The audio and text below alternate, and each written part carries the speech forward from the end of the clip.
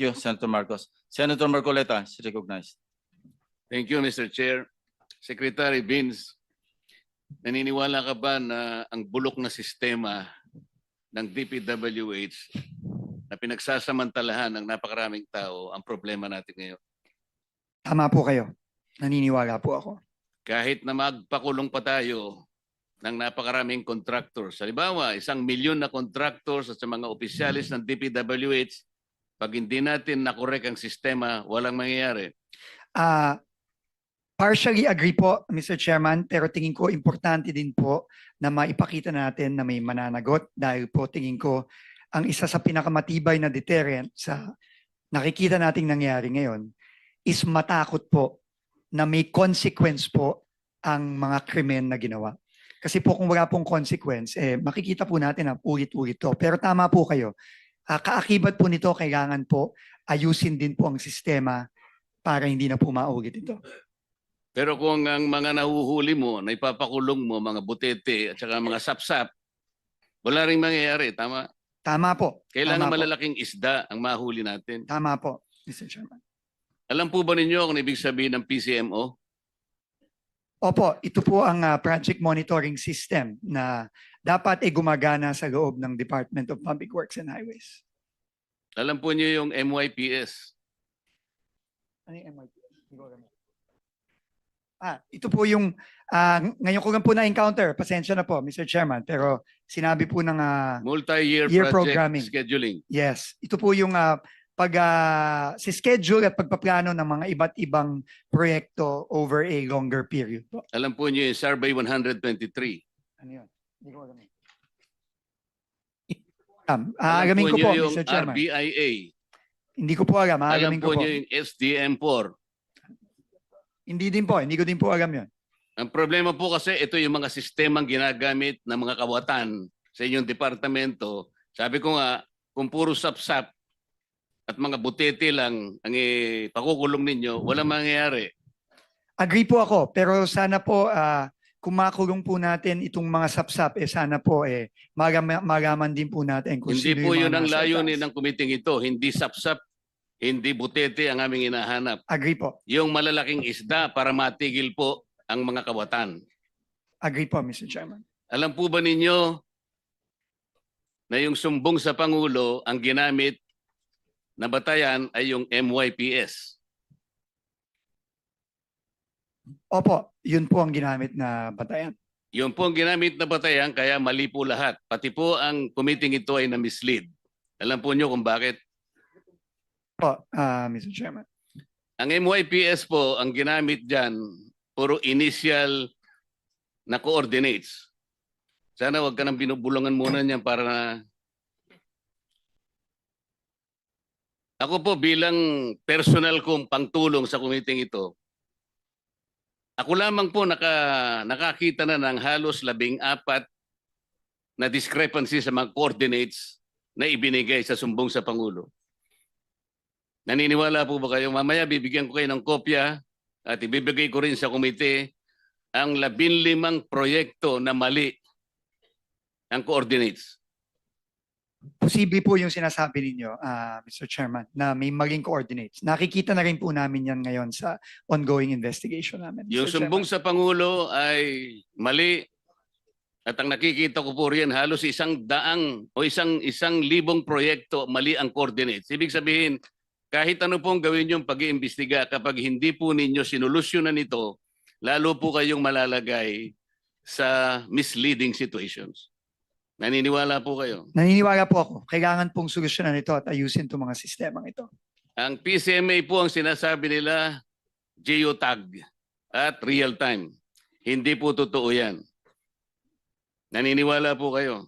Opo, Mr. Chairman. Kailangan po ninyong makita yung kabulukan ng sistema. Kaya po kanina nalulungkot ako sapagkat wala dito si Yusek Cabral. Alam po ba ninyo na si Yusek Cabral ay nag-text kay Senator Soto? Opo, nakita ko po yung privilege speech po ni Senator Lacson na pinakita yung text message. Concentrate po tayo sa text niya kay Senator Soto. Yung po'y ginawa niya nung kami po ay ma-proclaim bilang senador. Tinanong po ba niyo siya kung bakit niya ginawa yun? Opo, tinanong ko po siya. In fact, nung una ko pong siyang tinanong, sinabi po niya wala siyang communication kay Senator Soto. Na hindi totoo. Well, clearly po, hindi po totoo dahil lumabas po yung text message at kinonfront ko po siya ulit at nagpaliwanag po siya na sinasabi po niya, siya po daw ay nagtatanong kung meron pong priority project ang opisina ng senador, which is clearly hindi consistent po dun sa unang sinabi niya sa akin. Sinabi nga po ng ating chairman sa kanyang privilege speech, Yusek Cabral was lying to her teeth. Totoo naman eh. Bakit po niya ginawa yun? Siguro po, meron po siyang tinatago, Mr. Chairman. Hindi lamang po yun.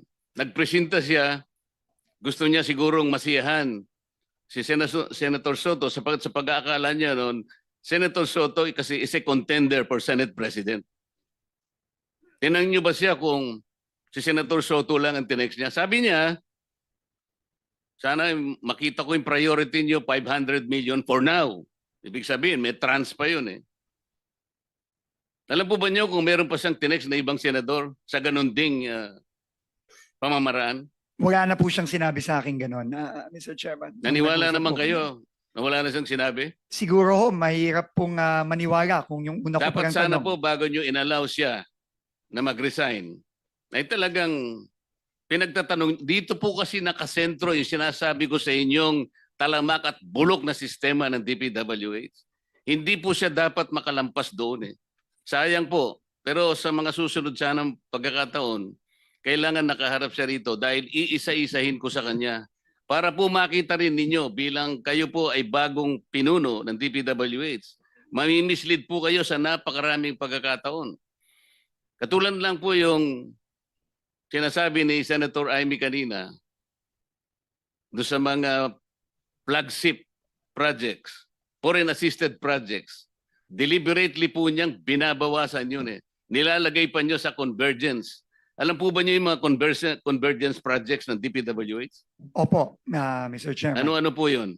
Ito po yung mga proyektong katuwang ng DPWH ang iba't ibang ahensya Katulad po ng ano? ng tourism, ng DOTR, ng agriculture, Katuparan, DOTR, TRIP, DOT, Roll It, DTI, DTI. TICAS, PNP, DND.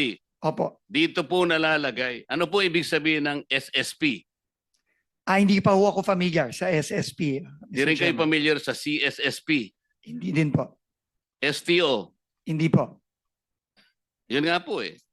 Kailangan, hindi ko po alam ko naman fast learner kayo, pero kailangan magmadali tayo. Napakarami po nitong sistemang ito, dito po sila nagkakanlong.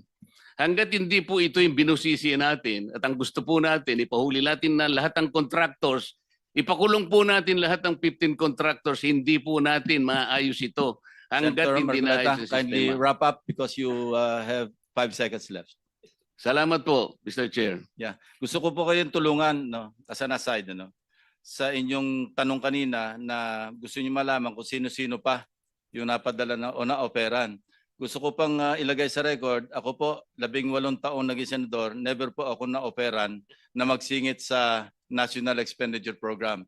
Taas na po ako dyan na sasabihin ko, wala po ako natatanggap na offer. Ewan ko kung bakit.